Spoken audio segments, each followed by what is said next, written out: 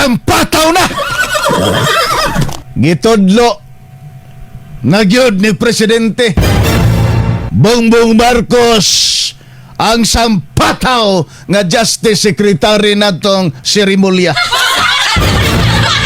O sa posisyon yika?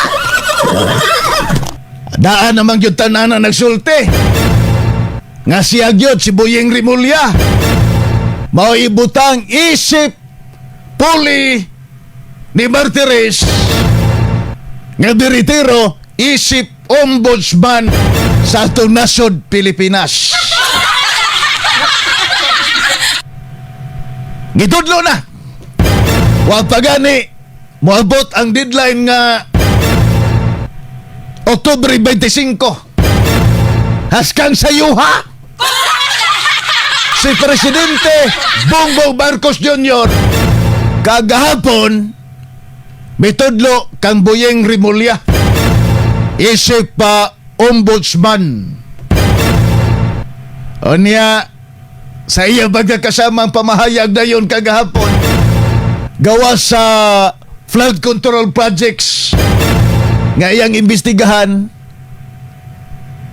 Actually magkakasama ang number 1 yun nga agenda ni Boyeng.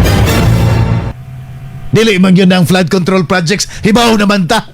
Sampataw, ang una yun magkakasama dihang agenda na nasa script ni Boyeng magkakasama mao ang pagpapriso sa ato ang Vice Presidente ni Inday Sara ni ining sampataw kabata-bata ni Presidente Bongbong Marcos Jr. kasama.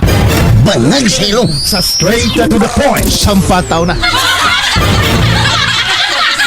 Alas 5:19. Kuyawa, no? Usa kay dangata na to ani, no? Usa kay asahan na to ani. For the first time, nakabaton sa kasaysayan sa Republikas Pilipinas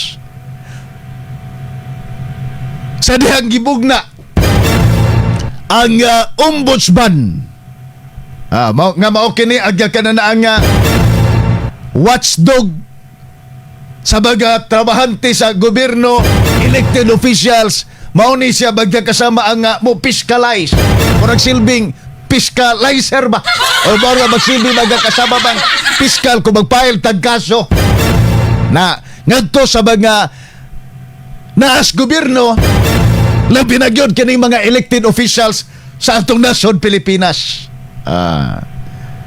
Karon ito, file tabag na kasabag kaso na plunder asa ba ni kining mga insertions asa flood control o guban pa mga administrative cases na dapat angay ato bangon sa mga sampataw nga mga bungoton nga mga elected uban sa mga trabahantes gobyerno. O niya karon samaan ni karon nga ilang kaalyado nga si Saldico o ang labing sampataw nga si Tambaloslos.